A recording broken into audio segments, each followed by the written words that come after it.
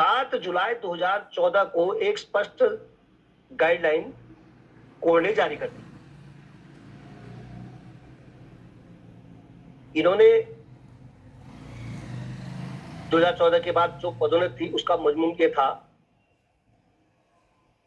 कि जो विशेष अपील थी अनुसुईया प्रसाद पुरोहित की 269 और 2014 की, उसको माननीय उच्च न्यायालय ने 7/7/2014 को एक आदेश उसमें पारित कर दिया। उसमें उसने कहा था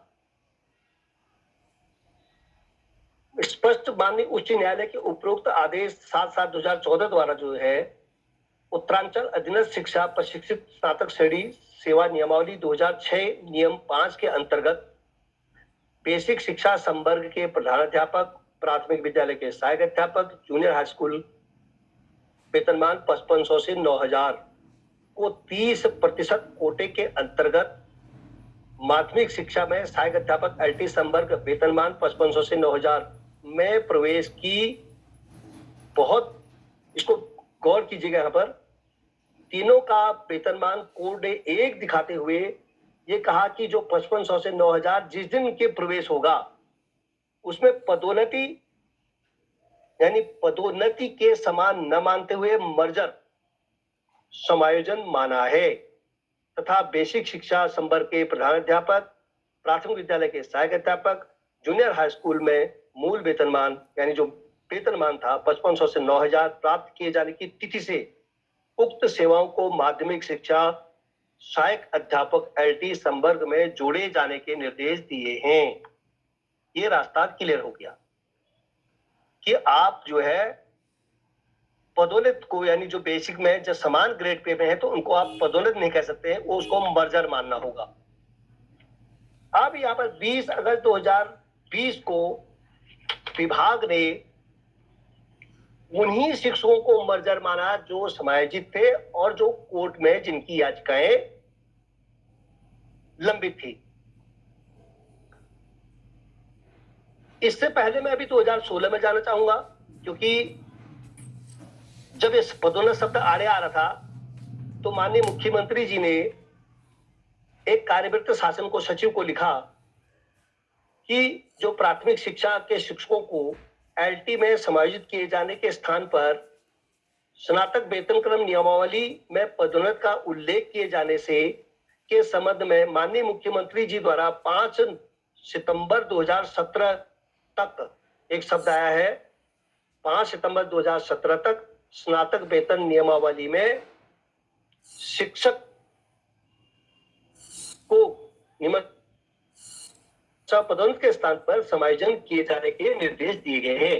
ये उत्तराखंड के मुख्यमंत्री के बयान थे और शिक्षा सचिव के कार्यवृत्त माध्यमिक में ये इंगित है। इस प्रदेश में न तो माननीय मुख्यमंत्री का कार्यवृत्त चलता है, न एसीएस का चलता है, न तो तब से कोई समायोजन का शब्द पदोन्नत में तब्दील हुआ और न ही किसी शिक्षक को चयन पूर्व वेतनमान इन्होंने दे करने की सोची। हमने शासन पर दबाव बनाया तो इधर शिक्षा सचिव रमन साहब ने एक समिति का गठन कर दिया। उसमें तत्कालीन महानिदेशक बंशीधर तिवारी जी को उसका चेयरमैन और तीनों डायरेक्टर, बेसिक का डायरेक्टर, माध्यमिक का डायरेक्टर और शैक्षिक अनुसंधान का डायरेक्टर और अपर निदेशक, इनको सदस्य बनाया। ये कहा कि जो विसंगति हो रही है इसको आप तत्काल देखें और दूर करें। ऐसे कितने लोग यहां होंगे, उनको उनकी सूची बनाएं और उनको न्याय दें। अध्यक्ष जी, हमने बार बार महानिदेशक को इस बात को संज्ञापित किया और ये बात कब आई कमेटी बनाने की, जब पिछले साल 22 से लेकर के 26 जून से लेकर के 30 जून तक हम महानिदेशक कार्यालय में ननूरखेड़ा निदेशालय में 5 दिन धरने पर बैठे रहे। उस दौरान ये प्रक्रिया जारी हुई। उसके बाद बरबली यही चीज आई कि हम आपको देख रहे हैं, निश्चित रूप से आपके साथ अन्याय हो रहा है, क्योंकि 2016 से विभागीय अधिकारियों ने ये तो लिख के दे दिया है, उसके रिटर्न दस्तावेज हमारे पास हैं कि बेसिक की सेवाओं को नहीं जोड़े जाने से इनको आर्थिक नुकसान हो रहा है, लिहाजा इनके लिए इनकी सेवाओं को जोड़ते हुए शासनादेश निर्गत किया जाए। 2020 में ही एक पत्रावली शासन में 20 जुलाई को शासन में एक पत्रावली पड़ी हुई थी, जिसमें लिखा हुआ है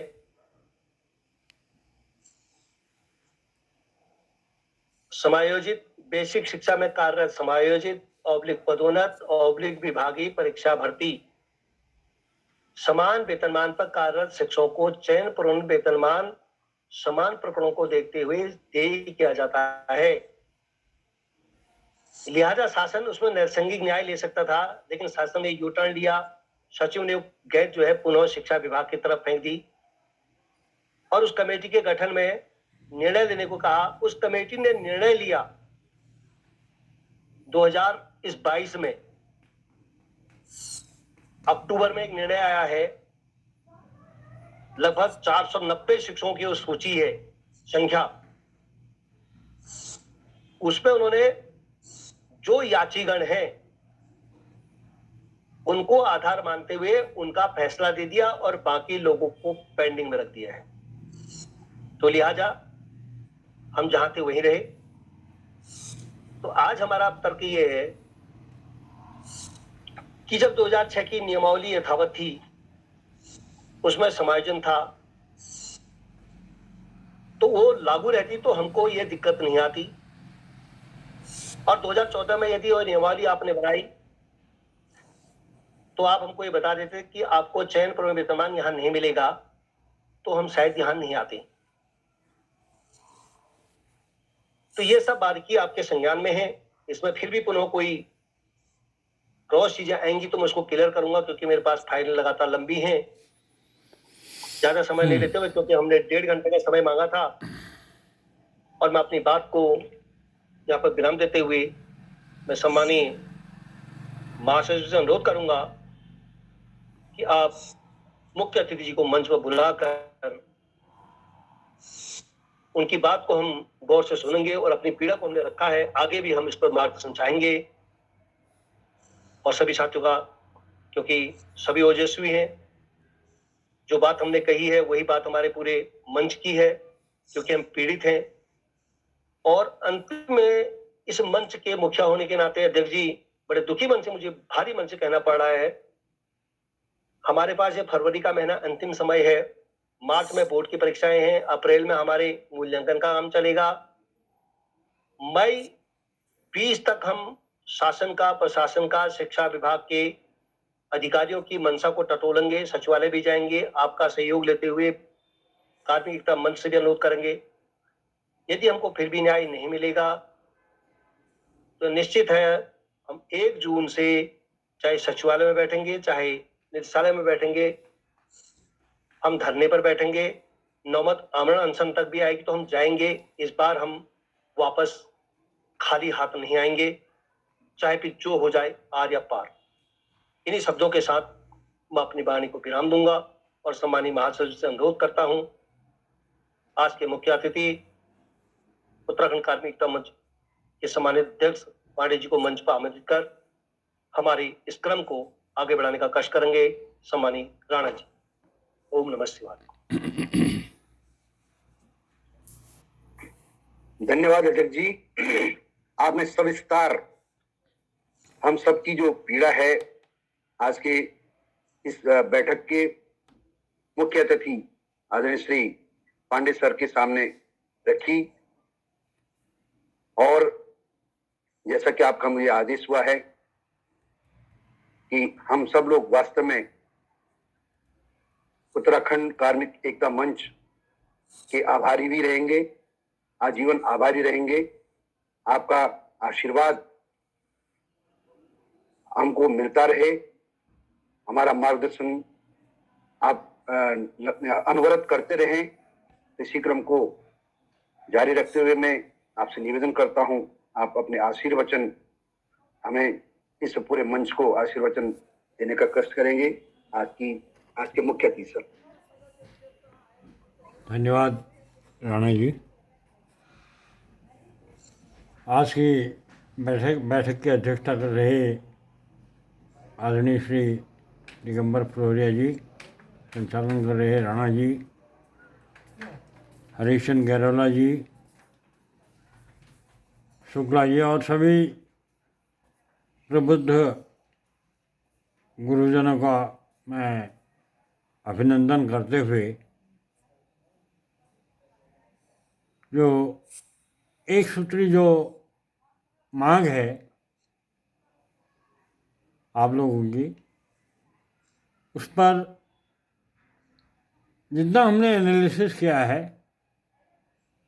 उसके आधार पर इतना कुछ क्वेरीज थी। यूँ तो मैं फ्लोरिया जी से काफ़ी इसमें डिस्कशन कर चुका हूँ, लेकिन फिर भी मैंने कहा सामूहिक रूप से इसका एक चेक कर लेते हैं, टैली हो जाए, जिससे जिन मुद्दों को लेकर हम आगे, जैसे आपने बताया फ्लोरिया जी ने कि हम आर पार का स्टेप लेने जा रहे हैं 1 जून से, और उससे पूर्व जो परीक्षाएं और मूल्यांकन का कार्य है उसके तुरंत बाद ये होना है, तो लिहाजा समय जाने में देर नहीं लगती है।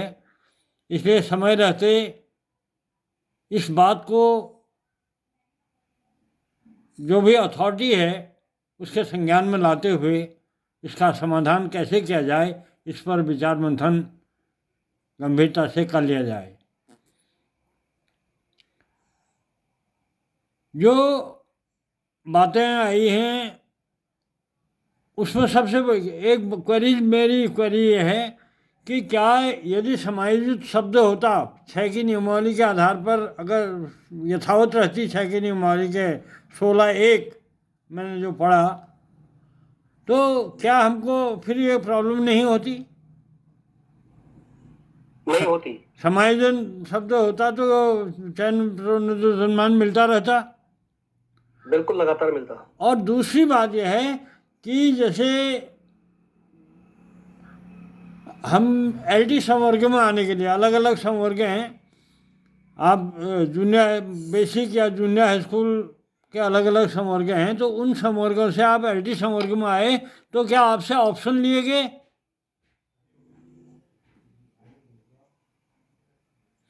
एलटी संवर्ग में आने के लिए ऐसे कोई ऑप्शन नहीं थे, क्योंकि वैधता का आधार माना गया था। और मैं इसी पर थोड़ा सा प्रकाश और डाल दूं, जो बेसिक शिक्षा परिषद थी उसमें जितने भी कर्मचारी बेसिक शिक्षा परिषद के कर्मचारी थे, उनको उनकी सेवाओं को जोड़ते हुए समस्त लाभ दे दिए, केवल शिक्षक छोड़े गए। जब बेसिक शिक्षा परिषद थी तो उसमें शिक्षक भी थे और कर्मचारी भी थे। तो उनको, उन कर्मचारियों को उनकी पूर्व सेवाओं का लाभ दे दिया गया। और हमारे लिए विकल्प की बात, केवल जो नियमावली है उसी नियमावली पर विज्ञप्ति जारी होती है, उसी पर कहा जाता है कि आप प्राथमिक के हेड, जूनियर का साथ जितने भी समान वेतनमान में हैं 16(1) के अनुसार आपकी, चाहे वो समायोजन हो ऑब्लिक पदोन्नति हो, 3 बार की विज्ञप्ति जारी हुई, जिसमें सबसे पहले समायोजन शब्द था, उसके बाद समायोजन ऑब्लिक पदोन्नति शब्द था, और तीसरी अंतिम बार दोनों शब्द हटा करके केवल पदोन्नति शब्द कर। नहीं, मैं इस बात को कहना, जैसे मेरा अपना डिपार्टमेंट है, ऑडिट डिपार्टमेंट की बात कहूँ, हमारे यहाँ से ऑडिटर के पद पर भर्ती के लिए, जैसे आपने बताया कि 60-40 का रेशियो है, वैसे ही हमारे यहाँ 90 और 10 का रेशियो है। तो 90% सीधी भर्ती थे, 10% क्लरिकल थे। लेकिन जो क्लरिकल की सीनियरिटी लिस्ट होती है उसके आधार पर पदोन्नति होती है ऑडिटर के पद पर। पदोन्नति के उस ऑडिटर संवर्ग में आते हैं वो पदोन्नति के जरिए, लेकिन उसमें ऑप्शन दिया जाता है कि जो ऑडिटर संवर्ग में आना चाहते हैं वो विकल्प देंगे, अपनी सहमति देंगे कि हाँ मैं ऑडिटर संवर्ग में। ऐसे ही क्या आपसे भी ये ऑप्शन लिया होगा कि हाँ मैं LT संवर्ग में आने पर आपकी सहमति ली गई इस पॉइंट पे। मैं इस पॉइंट पे पुनः आपको फिर बैग में 5/2009 को लेके जाना चाहूंगा। RK सुधांशु अपर सचिव हुआ करते थे उसमें से। उन्होंने 2009 में एक आदेश निकाला जिसमें जूनियर हाई स्कूल के शिक्षकों का यानी जूनियर हाई स्कूल के विद्यालय का अपग्रेड होना था। करीब 1095 या 98 विद्यालय अपग्रेड की मार झेल चुके हैं अब तक। 21 जनवरी 2009 को जो पत्र RK सुधांशु जारी करते हैं मई में, तो उसमें वो लिखते हैं कि जो नए उच्चीकृत हाई स्कूल के पूर्व से LT योग्यताधारी अध्यापक हैं, तो उन जूनियर हाई स्कूलों से आए अध्यापक को अन्यत्र समायोजित कर दिया जाए। यानी जो उच्चीकृत विद्यालय अब खोलने जा रहे हैं, जो जूनियर हाई स्कूल का विद्यालय आपने अपग्रेड कर दिया।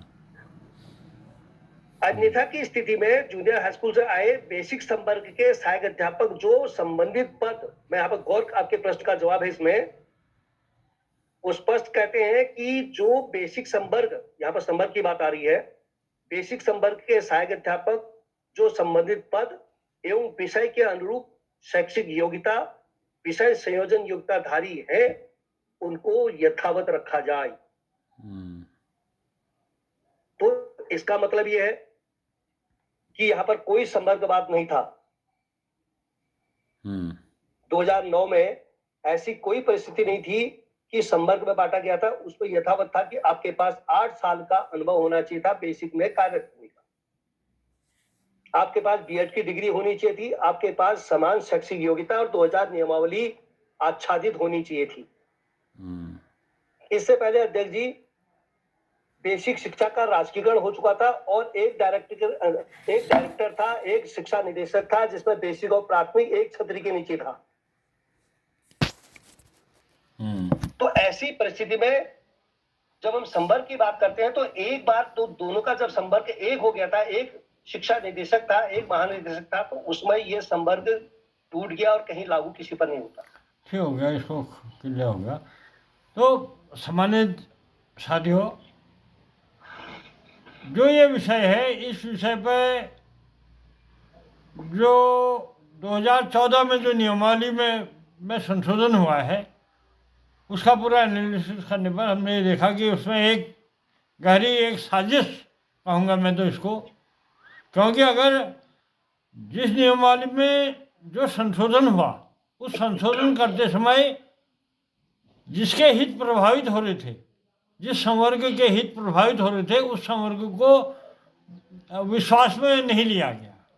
विश्वास में लिए बिना एक ऐसा शब्द को समायोजन शब्द को हटाते हुए उसमें पदोन्नति को यथावत रख दिया, समायोजन को हटा दिया, और बाकी वो 16(1) एज इट इज है। तो ये बिल्कुल गलत है। और इसमें जिसके जो भी उन्होंने बात रखी है कि कार्मिक विभाग द्वारा जो क्वेरी की गई इस बारे में कि जैसे पहले जो 70-25 और 5% का जो रेशियो था, उसमें आपने 60-30 और 10 का जो रेशियो क्यों किया, और ये पदोन्नति समायोजन ऑब्लिक पदोन्नति से समायोजन शब्द को क्यों हटा दिया, उस पर जो क्वेरी है, उस क्वेरी का जो जवाब विभाग द्वारा दिया गया, वो भी एक हैरतअंगेज बात है। उसमें वो कह रहे हैं कि जूनियर हाई स्कूल के जो टीचर्स हैं, उनको समायोजित करने पर कई शिक्षकों द्वारा कार्यभार ग्रहण नहीं किया जाता है, और जिससे पठन पाठन प्रभावित हो रहा है। लिहाजा जनहित में इन्हें पदोन्नति शब्द जोड़ा गया है, पदोन्नति शब्द किया गया है। तो ये बात जनहित कैसे हो गया? क्या समायोजित शब्द को हटाने के पीछे जो जनहित का हवाला दिया गया है, वो बिल्कुल गलत है और एक साजिश के तहत ये हुआ है। इसका पुरजोर विरोध आप लोग करते आ रहे हैं, और इसको और जो आगे का आपने प्रोग्राम दे रखा है कि 1 जून से हम इसमें आर पार का संघर्ष करेंगे, यह भी एक बात है। जो कोर्ट गए उनको तो आप दे रहे हो, और जो दूसरा जो कोर्ट नहीं गया उसको नहीं दे रहे हो, ये भी बिल्कुल गलत है। प्रशासनिक निर्णय लेने की क्षमता आप में है ही नहीं। अदरवाइज साफ यह है, सुप्रीम कोर्ट की भी रूलिंग यह है कई मामलों में कि जो समान कोर्ट द्वारा जो निर्णय दिए जाते हैं, अगर वो समान प्रकरण है तो समान प्रकरणों में उसको इम्प्लीमेंट स्वतः ही कर लिया जाए। ये प्रशासनिक स्तर के से डिसीजन लिए जाने चाहिए जहाँ पर समानता का बात है। तो ये इससे साफ जाहिर है कि आप में प्रशासनिक निर्णय लेने की क्षमता की बहुत कमी है, या जो भी उसके पीछे जो भी आपकी मंशा है वो बिल्कुल गलत है। तो अब इसमें जहाँ तक कार्मिक एकता मंच की बात है, कार्मिक एकता मंच की इस पूरे मामले में वार्ता हुई है शासन के उच्च स्तर पर। आदरणीय राधा रतूड़ी मैडम अपर सचिव के साथ 15 अक्टूबर 2020 को, उसके मिनट्स से आप सब लोग वाकिफ़ हैं। इसमें बीच में जो भी अप डाउन रहे, लेकिन अब पुनः इस मामले को मैं स्वयं अपर मुख्य सचिव जो वर्तमान में मुख्यमंत्री की अपर मुख्य सचिव हैं राधा रतूड़ी जी, उनसे भी स्वयं बात करूंगा, और ऐसा प्रयास हुआ कि जो 1 जून से जो आप लोग इसमें एक निर्णायक जंग छेड़ने का मन बनाए हुए हैं, उससे पूर्व शासन इस पूरे प्रकरण को संज्ञान में लेगा और समय रहते इसका एक समाधान होगा। इस दिशा में हम कोशिश करेंगे। और जहाँ पर ये पदोन्नति और समायोजन शब्द को लेकर जो भी बातें हैं उसमें बहुत कंट्रोवर्सी है, और सबकी मंशा इसके पीछे कागज बोलते हैं, और कागज जो कुछ बोल रहे हैं उससे साफ जाहिर है कि आपकी मंशा सरासर गलत है। और जो अथॉरिटी है अगर वो किसी के दबाव में आके अगर निर्णय लेती है तो ये बिल्कुल गलत है। जो संवैधानिक व्यवस्था के तहत जो निर्णय लिए जाने चाहिए, अगर आप उन्हें बिना किसी दबाव के ले रहे हैं तो हम सबको मंजूर है, लेकिन इस ढंग से गलत मंशा से और किसी के दबाव में आकर अगर इस ढंग के आप सेवा नियमावली जैसे जो हमारे सेवा शर्तों को आप जिस ढंग से आपने छेड़छाड़ की है, गवर्नमेंट को भी मैं समझता हूँ डार्क में अंधेर में रखा गया है। जो कार्मिक विभाग की क्वेरी थी वो भी आपके उत्तर उससे बिल्कुल गलत है, बरगलाने वाले हैं, ऑथेंटिक नहीं है। इन सब विषयों पर जो भी आपके कॉरेस्पॉन्डेंस है उस पर पुनः विचार करते हुए मैं अभी इतना ही कहूँगा कि बहुत जल्द से जल्द, हो सका कल ही मैं दूरभाष पर भी कोशिश करूँगा, लेकिन जल्द से जल्द इसमें अपर मुख्य सचिव आदरणीय श्रीमती राधा रतूड़ी जी से वार्ता कर, जो पूर्व में हुई वार्ता के क्रम में उनसे वार्ता करूँगा और इसका समय रहते समाधान निकालने की दिशा में पुरजोर प्रयास करूँगा। मैं आप सब लोगों का आभारी हूँ कि आपने इस पूरे मामले में के समाधान हेतु जिस विश्वास और जिस आशा के साथ एकता मंच से जो उम्मीद की है उस पर खरा उतरने की दिशा में पूरी कोशिश हमारी रहेगी। यूँ तो हमारे साथियों ये बड़ी विडम्बना वाली बात है, एकता मंच क्या है वो सब बातों से भी आप वाकिफ हैं। हम कार्मिक एकता मंच एक विचार मंच है।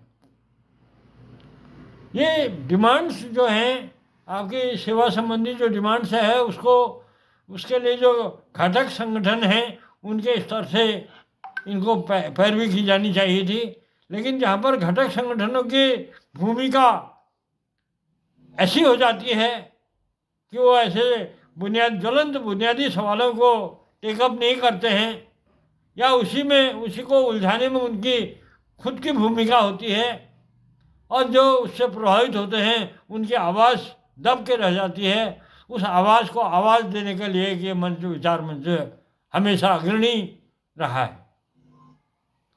मैं समझता हूँ यही बात आप लोगों के साथ भी हुई है कि अब आप इतना बड़ा शिक्षक संवर्ग से आप लोग हैं, चाहे प्राथमिक हो, जूनियर है, राजकीय शिक्षक हो, बहुत बड़े घटक संगठन है इस राज्य में, बहुत बड़ी ताकत रखते हैं। क्या इस मामले को टेकअप नहीं किया जाना चाहिए? गलत को गलत और सही को सही कहने का मादा तो होना चाहिए। अब ये क्या कि हमारे या इसको फायदा हो जाएगा, मेरे को नुकसान हो जाएगा, ये अपना व्यक्तिगत गणित है। लेकिन जो संवैधानिक व्यवस्थाओं के तहत अगर रूल्स और रेगुलेशन और हमारे सेवा शर्तें जो बन रही हैं उस पर तो एक स्पष्ट मंतव्य होना ही चाहिए। और जहाँ पर ऐसा नहीं हो रहा है, मैं